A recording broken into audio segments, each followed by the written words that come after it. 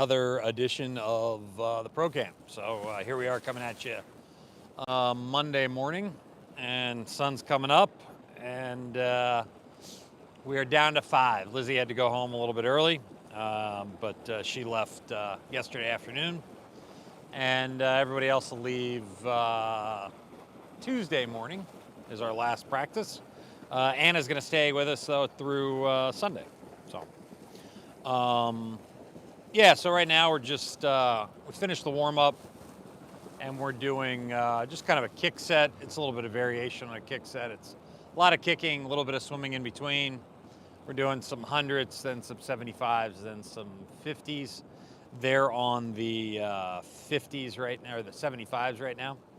And, you know, look, it's all about, especially after all we've been doing, they probably did a little bit more running and cycling over the weekend on Sunday. So it's just about flushing out the legs, and then hopefully we'll be able to get in maybe one more solid set tomorrow. So that's what we're going to be looking to do, is try to get in one last set tomorrow. I've got 3 lessons remaining, so Josh and Soren will be this morning, and then Anna is going to be tomorrow after practice. So I'll try to get those analysis up kind of in the next few days. Should be able to get them up. Yeah, so that's kind of where we're at right now. And then the main set today is going to be some 150s pull. We're going to do them a little bit as some descend work, so some pace work, just some steady swimming, and interval is going to be fairly easy. It'll be 2:15.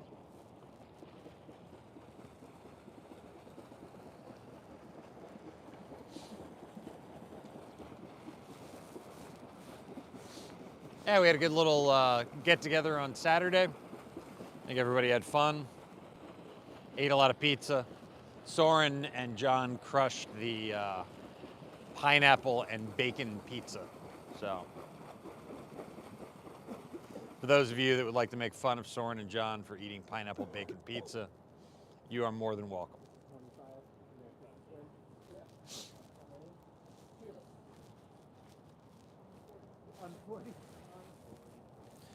All right, we'll move the camera over here. It's starting to get kind of bright.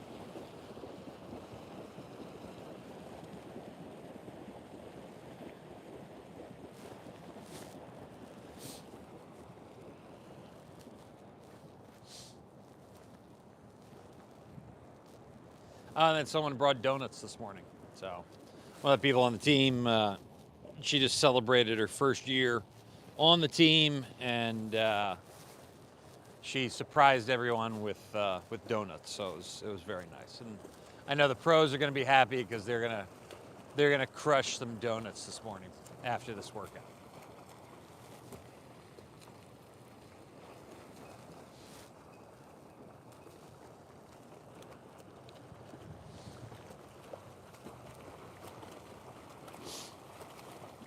So they do look better. They're still a little low in the water, but they are looking better.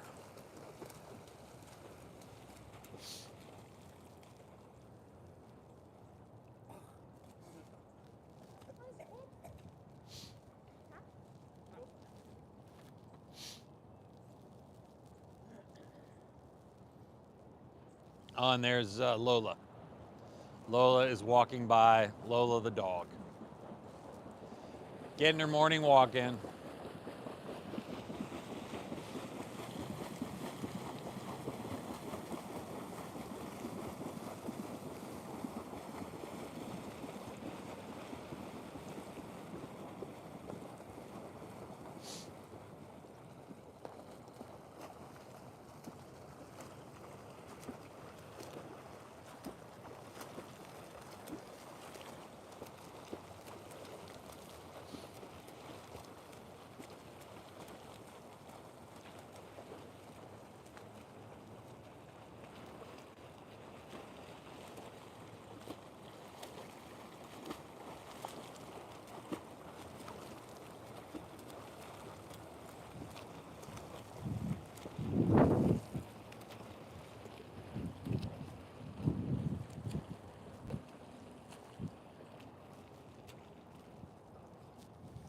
Anna, try to lengthen out a little bit more. Try to get that core to engage.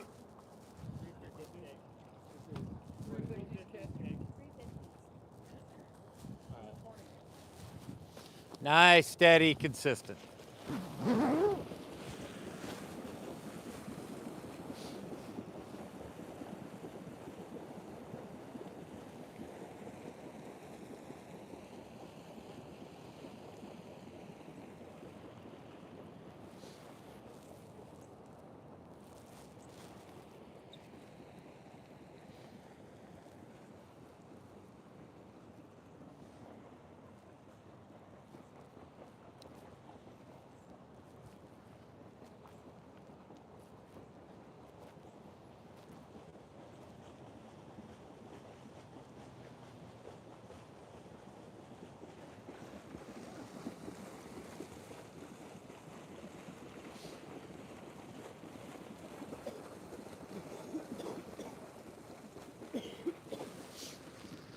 I'm going to drop this down a little bit. You can get more of a bird's eye view.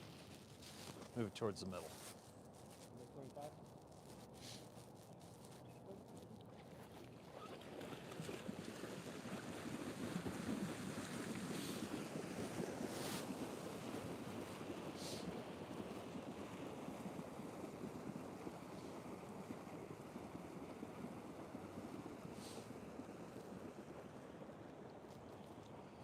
So here with all the kicking, what we're really trying to do is get him to work on body position on the water,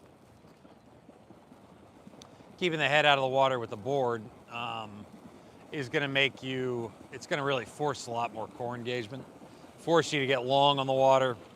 You know, so when you take it away and you start to swim, and you know, hopefully you're in a little bit better body position, you're a little bit better in terms of core engagement while doing other things.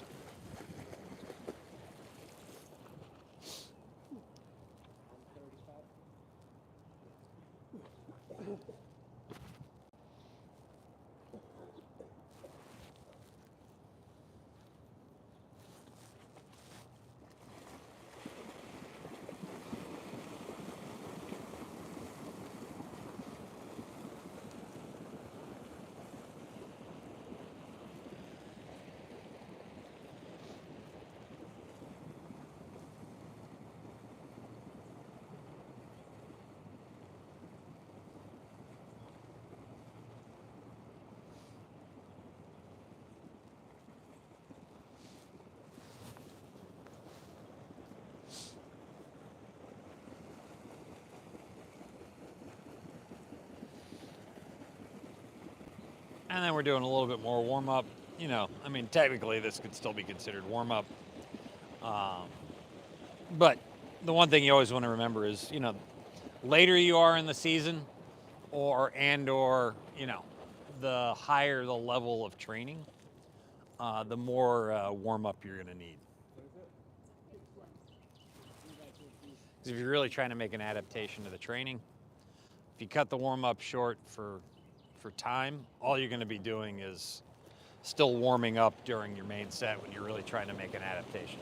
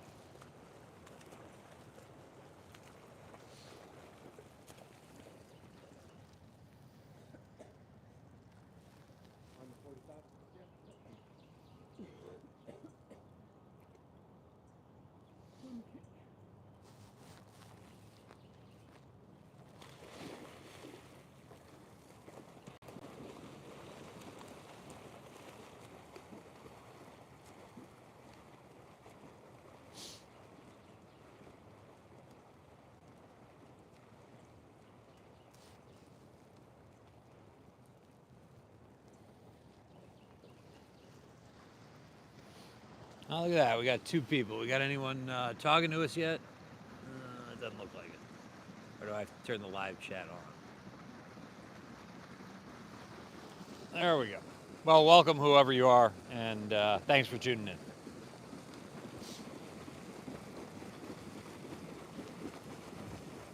Yeah, so the sun's really starting to come up. Looks like it's going to be a nice morning, a little bit warmer.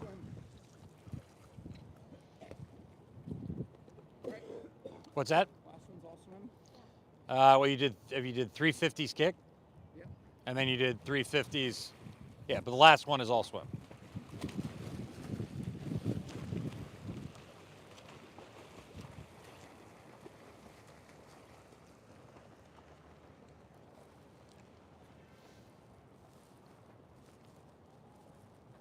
A little bit of a boring set today, but you know, there is always opportunity in the boredom. And what I mean by that is, you know, if we're trying to drive focus and we're trying to really manage where your attention is, sometimes you need boring to give you a little bit of a challenge to remain focused. Okay, so what we're going to do is we are going to go 12 150s, pull. We'll descend 1 to 4. We will ascend 5 through 8, and then you're just going to pull 9 through 12. So just keep a steady pace. Okay.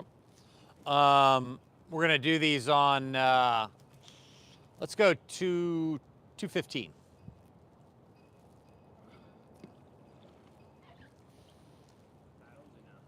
What's that? It's your choice.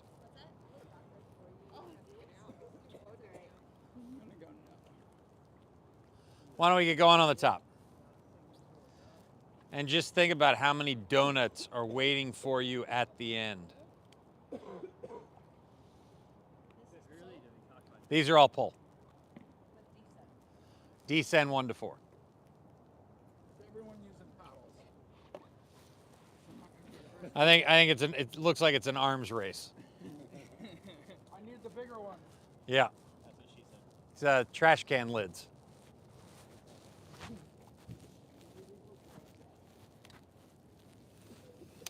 All right, so we'll give you a different view from over here. John's a real man.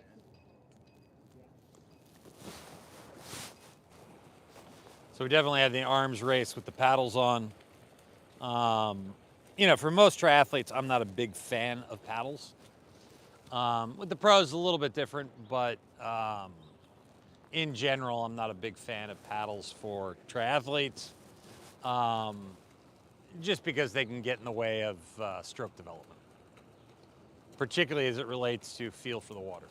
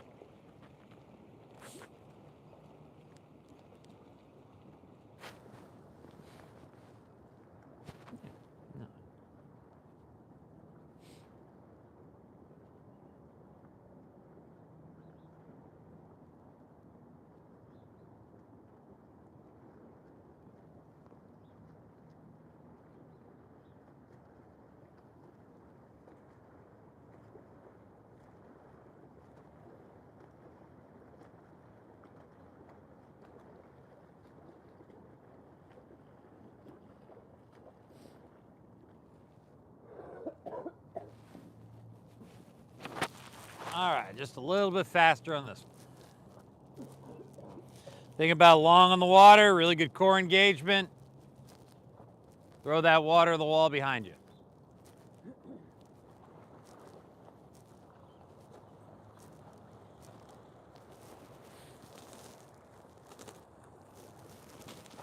Yeah, when you're going through this stuff, particularly kind of longer, more boring sets, and we pretty much typically don't do much over about 150 on a regular basis. But you could make, just about any set boring if you want. The one thing that you always want to be thinking about is, hey, what am I focusing on here? This is not like, and you probably shouldn't be doing this anyway, but this is not like, hey, I'm on my 4-hour trainer ride, and I just want to see how many Netflix shows I can crush. If the brain doesn't make an adaptation, neither does the body. So you want to be as focused as possible, and typically you want to just be focused on one thing at a time. So if you're trying to make a change, so if you've got a crossover in your stroke, and let's say your right hand is crossing over that midline at the top of the stroke on the entry, you want to just focus on that. Hey, how do I get that to not do that anymore? How do I get that just to enter in shoulder width apart? And the way you do that is you just focus on it.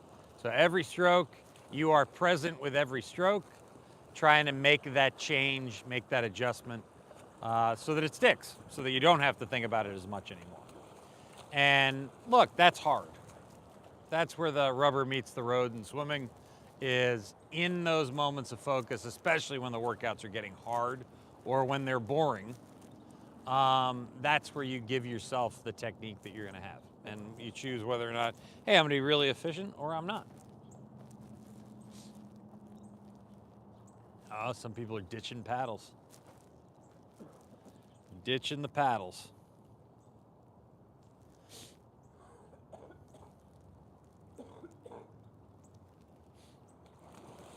In terms of paddles, in terms of the sizes, what I've seen in the triathlon community in general is that you see coaches advocate out there that, oh, bigger the paddle, the better.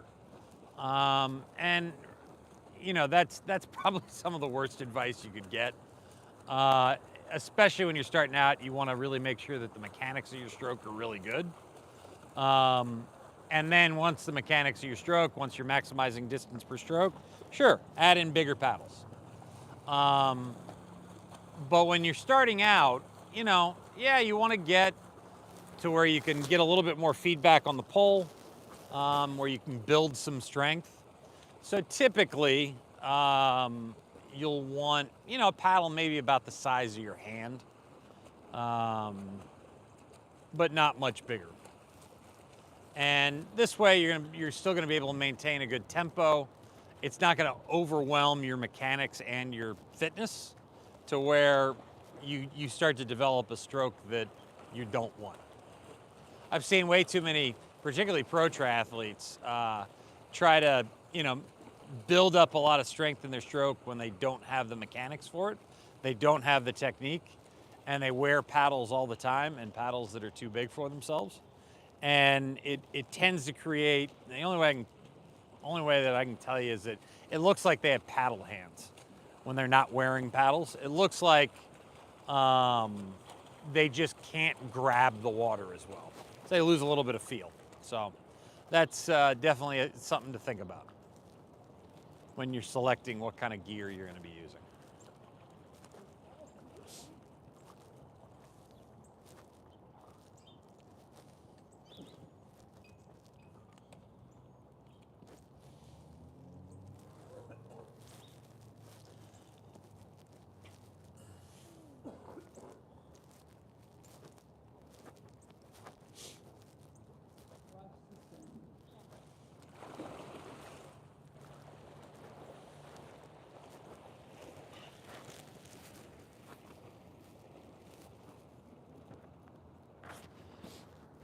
So I know Anna's been, recognizing that she's struggling a little bit with any kind of pulling stuff. She does really well with when we're swimming. And so she's really, really focused right now on trying to do well on the pole sets. And look, that's how you go about improving. You find out where your weakness is, you relentlessly focus on it until it is not a weakness anymore. And sometimes you got to work a little bit harder than other people, and that's okay.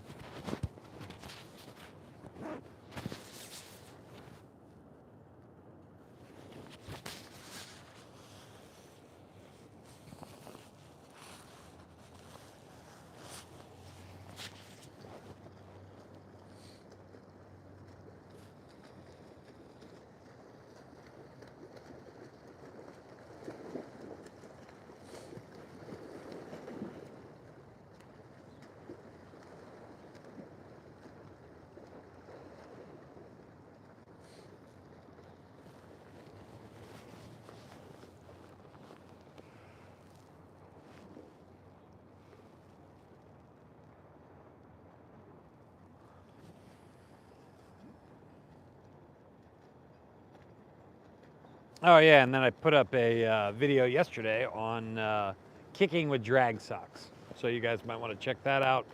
It's another great way about how to get the core to engage. Anna, it's looking better.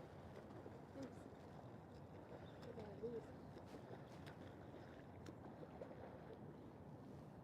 I'm very focused. I can tell.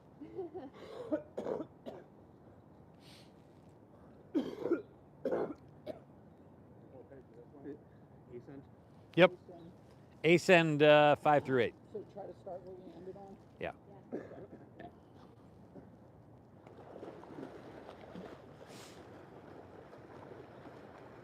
John's still struggling with his asthma a little bit again. Soren's still got that little bit of bias to his right. You can see his, he's pointing up and off to the right, or to the left, excuse me. Just rotating a little bit too much on that side. Not closing it off enough on the left. And then Josh, it looks like he's a little bit tired. He's starting to tempo up a little bit. You can see right there in the orange cap. And Kyle's looking pretty good. He took the paddles off and seems to be doing pretty well. Hips are a little bit higher than they were on the over the weekend on Saturday.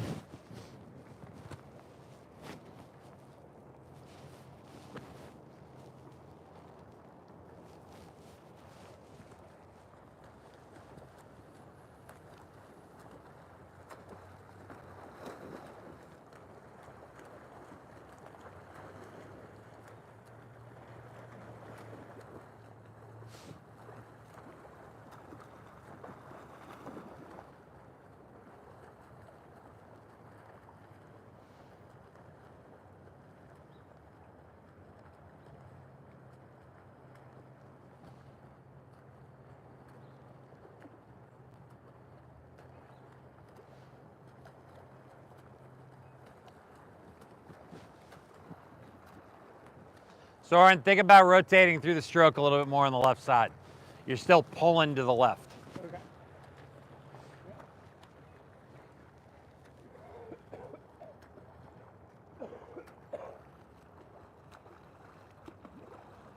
Josh, really think about holding that core together. Drive it all straight forward. Kyle, how we doing? Okay. Feel better? Feel better than Saturday? Yeah, well, yeah. Okay. For sure.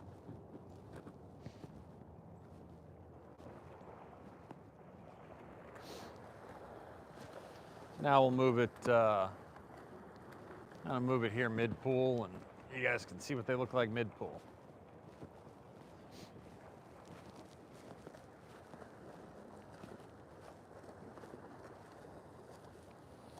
So here we are about mid-pool.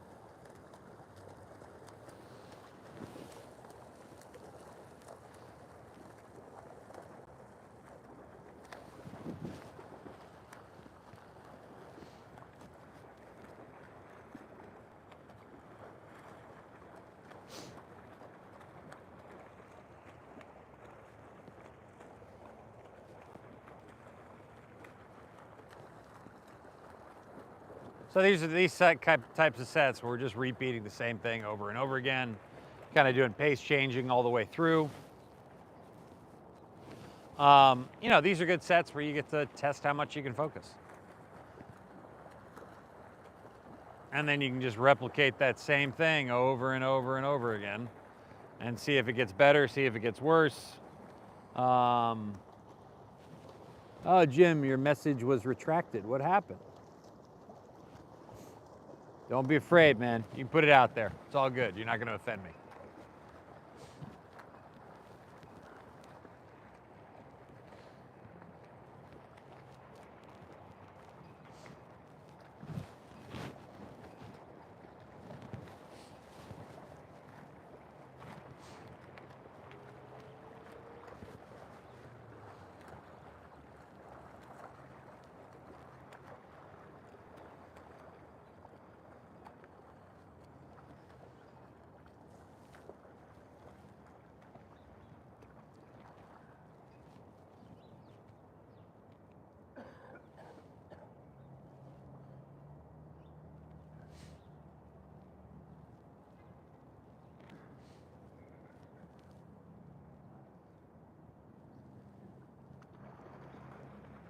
So, you know, the interval wasn't too bad today. You know, we're at 215 for a 150, so it's basically a 130 base per 100.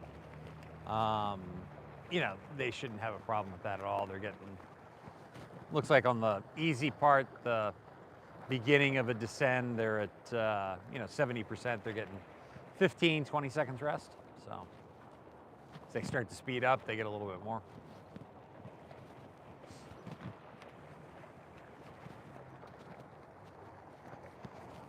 That's one of the reasons why you want to do a lot more interval-based work than rest-based work, which I see a lot of the triathlon community do. And the reason is this, is because if we were doing a set like this, or even, let's say we were doing just 12 150s where we were just trying to hold a particular pace, or we wanted it to be aerobic and steady. One of the things that can happen is you can go 130 on the first one, 130 pace on the first one, and then go 140 pace on the next one, and you're still getting 20 seconds rest per 150. So one of the things that we want to do is make sure that we're really, really engaged with what we're doing, that we always know our times. You always want to know what your times are. You know, the first thing you do, you just check that pace clock. See what's going on, see what it looks like, and always know your times.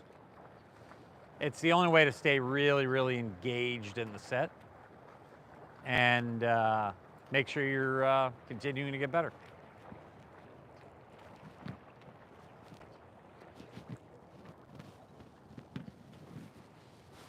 And we're going to move it around again. We'll put it back on the other side. Get to see the sun mostly is up now, so it's starting to be a really nice morning.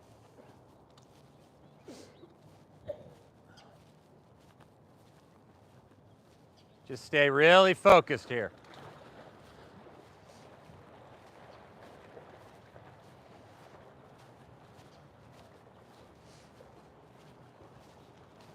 So here we go. Here's the whole pool. And I'm going to drop you guys down a little bit, give you a different vantage point. There we go.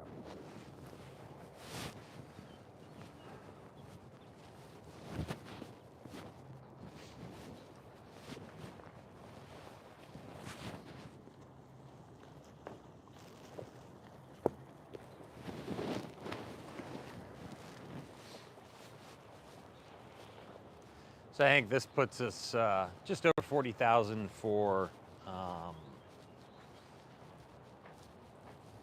the camp so far, and we'll probably be at about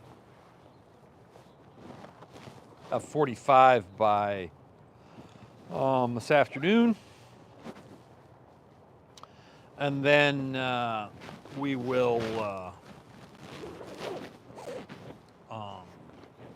probably top out at around maybe close to 50. Just depends on what we're able to get in tomorrow.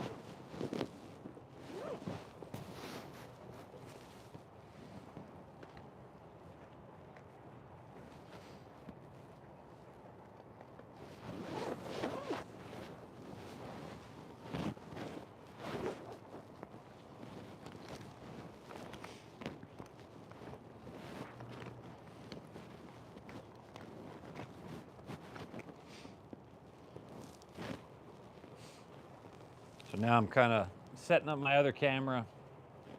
We're going to do some interviews at the end of this session with some of the athletes here, and hopefully put together a nice video for everybody to watch about the camp and what we did and how we did it.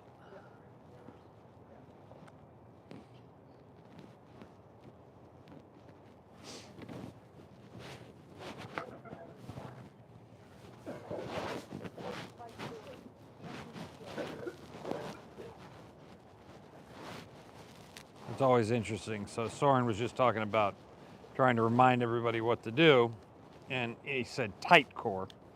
And the one thing we always want to remember is that we don't want to ever be tight. It's always about trying to reduce the amount of tension. So there's a big difference between a tight core and an engaged core. And, you know, language is a powerful thing.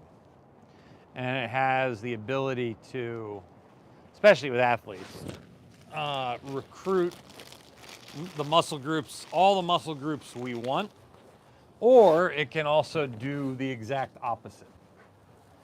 And so the language that you use in terms of how you're describing something can become critically important when we're talking about athlete development, particularly around learning a new movement skill.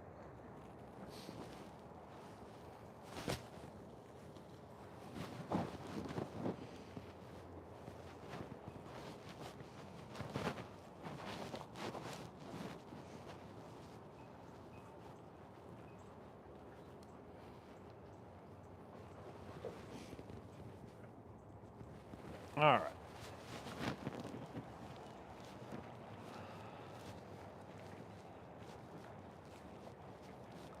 So they're still swimming, still trucking along. And let's see, we got anybody chimed in? It doesn't look like.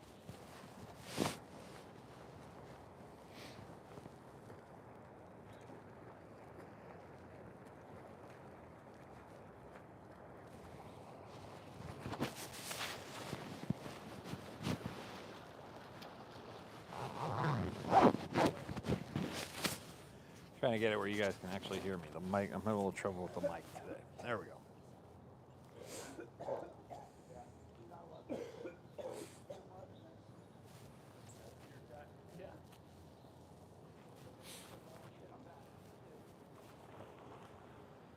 So we're a little past an hour at this point. They are almost halfway done, I think, with the this set. I think that was probably about six to seven.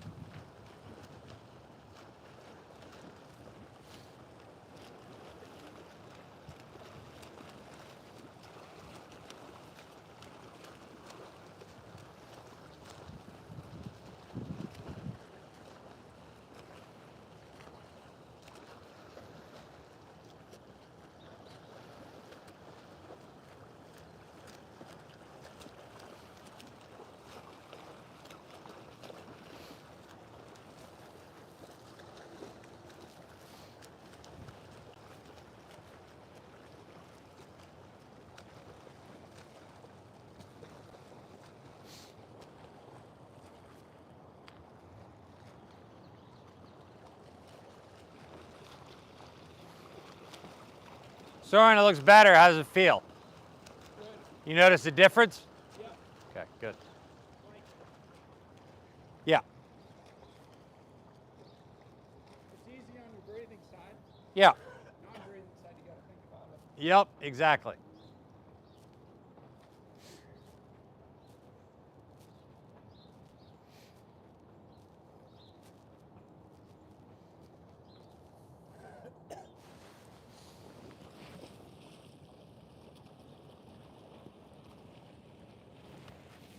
So yeah, nice morning.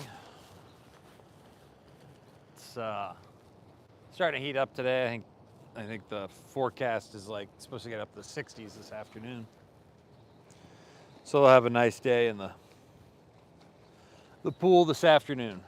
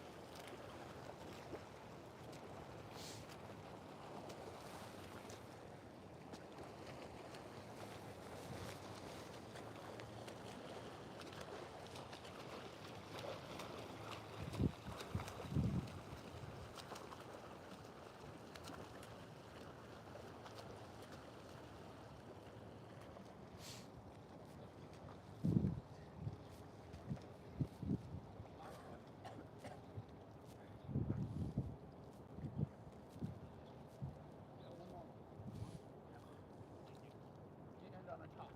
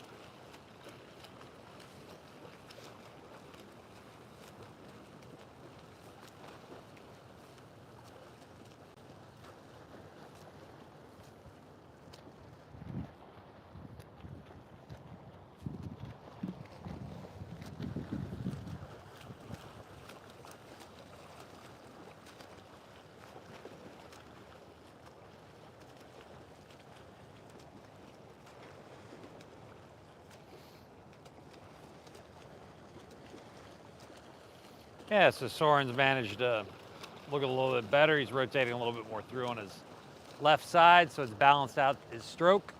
And yeah, looks a lot better. He's able to hold a much straighter line in the water too.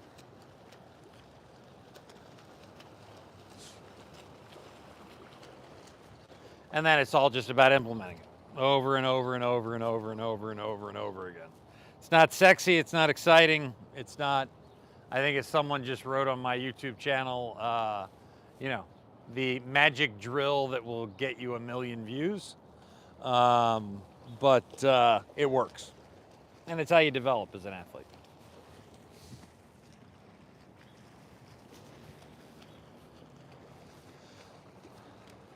Is that 12 or was that 8? Okay.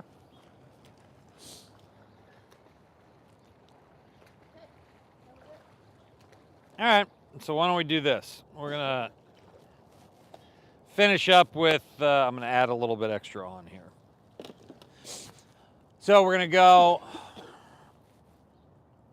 425s kick. And I want you to do 2 fast, 2 easy. And we're gonna do these on 40. So you're gonna get a lot of rest. Then we're gonna go 425 swim. And we're gonna go 2 sprint, no breather, and then 2 just easy. And those will be on 40. So you're gonna get a lot of rest, okay? And we'll go through that pattern until we've done 20. How many? 20. All right? So 4. 4 and 4. So 4 kick, 2 fast, 2 easy. 4 sprint swimming. So for 4 swim, we go too fast, too easy. Yeah. So I really focus on just my left arm, like we talked about on Saturday. Yeah. Now I feel like I've never even used it before. It's pretty tired, and it's just like Yeah. it's also helped me time that breath better. Yep. Yeah, because you're getting a little bit more. You're getting more propulsion out of it. Yeah, I think it's gonna be a key focus. Yeah. Now I'm like focused on my left, so I'm more focused on like okay, when I'm coming in, breathe. Instead, I was focused on my right, but knowing it, when I was coming out here. Yeah. Well, and look, you can only think about so much of the stroke at any one. Consciously think about it. And I was noticing when I was focused on my left, that right was slipping, but I was like, well, I can fix that later once this becomes more. yeah, and that's what it constantly is. It's constantly, hey, I'm going to get this and just focus on this until you get it to the point where you don't have to think about it anymore. So it's kind of like when you're running, where you've run so much that, hey, okay, I'm starting to not run as well. I'm starting to not feel great. Oh, what is it? Oh, yeah, okay, if I run a little bit taller, or, oh, I need to drive that knee a little bit more, or, yeah.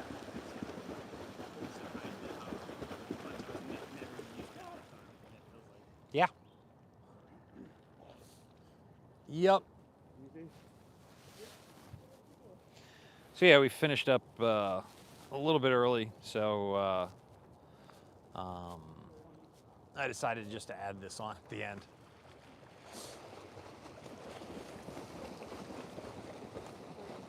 So it'll be interesting to see how they handle the no breather stuff.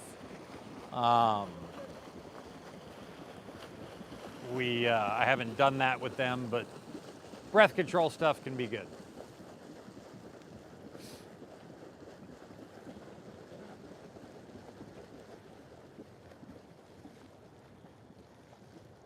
You're 2 years away. Well, at 36. It's about where I was.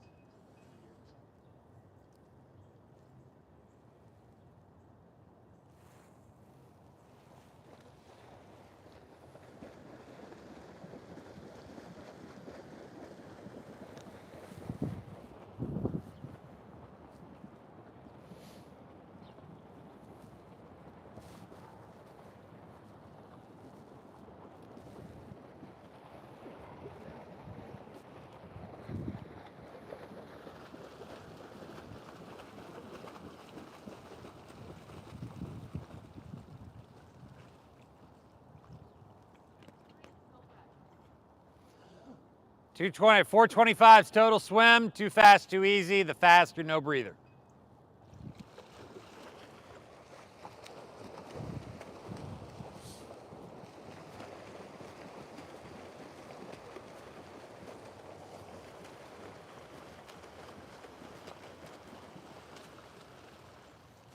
I saw you guys sneaking those breaths in there. I didn't breathe. No, I know. That was awful. Do it again, or is it easy? Actually, you know what? Let's go one fast, one easy. And the easy will just be easy. You can breathe as much as you want. The fat, we're not going to go 2 in a row. So we'll go here on the 20.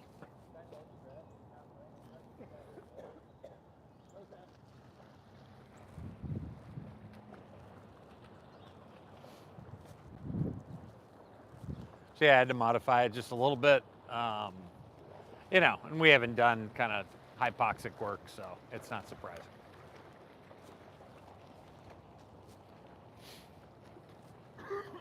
But definitely an aspect that could help triathletes would be a little hypoxic work. We can breathe, right? Yeah, that one you can breathe as much as you want. This one, we're back to sprint again, no breather. On top. Going on the top. Here we go. Ready, go.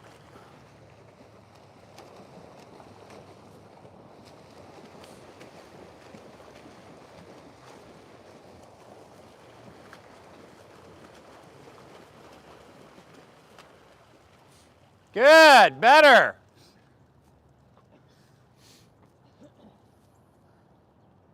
So brave, lads. Yeah,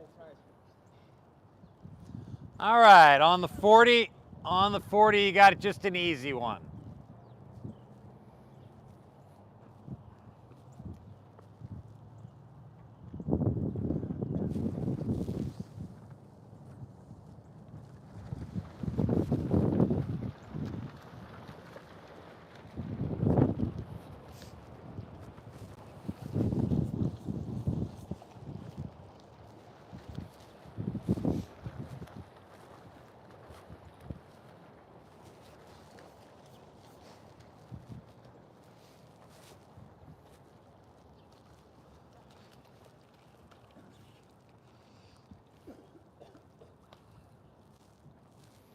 Now too fast, too easy.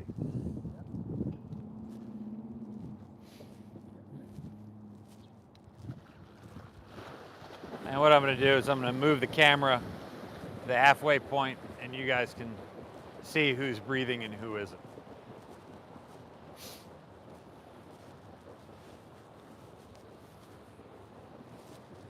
So here we go. We're going to move to the halfway point. I'm going to lift it up again. Give you a little bit higher vantage point. This is just, yeah, too fast, too easy for the kick.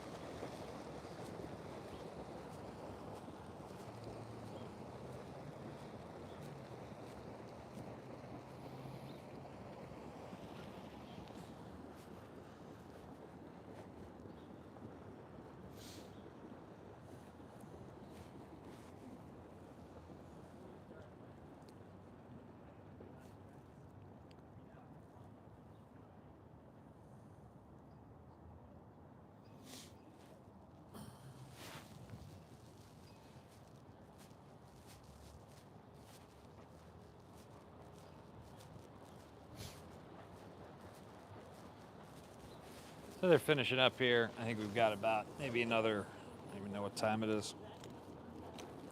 Got to check real quick because I don't have my phone, so yeah, we got about 4 minutes.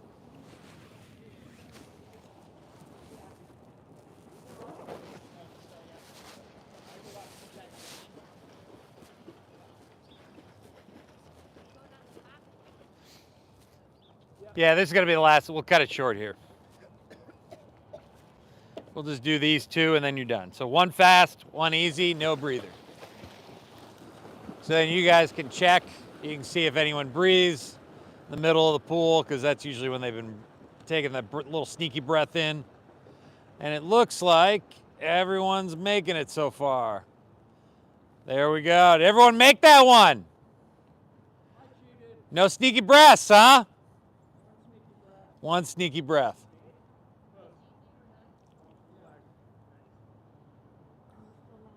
Yeah.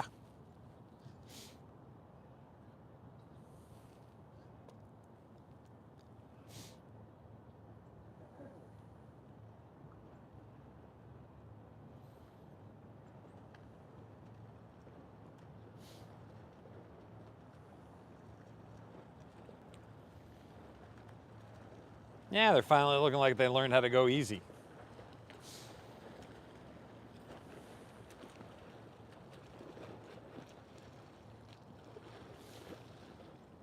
And try to straighten up your arms on the recovery on backstroke. So don't be like that. Be like that. That's going to get your core to engage more. Are we done? No, we got, because you've done what? You've only done 2 of those. Let's go 4. Okay. So now we're going to do one more fast, no breather. And then one easy, and then we just have to pull tarps. Let's go on the 40. Or we can go on the top. 40. 40 is good.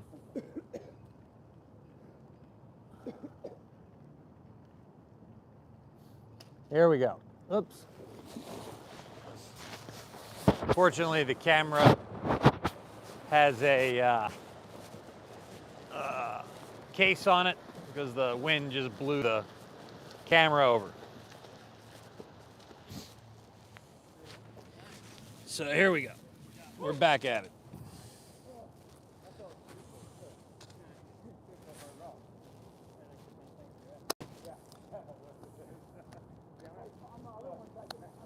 There we go. And then they're just going to finish up here. They got an easy one, and then we are done.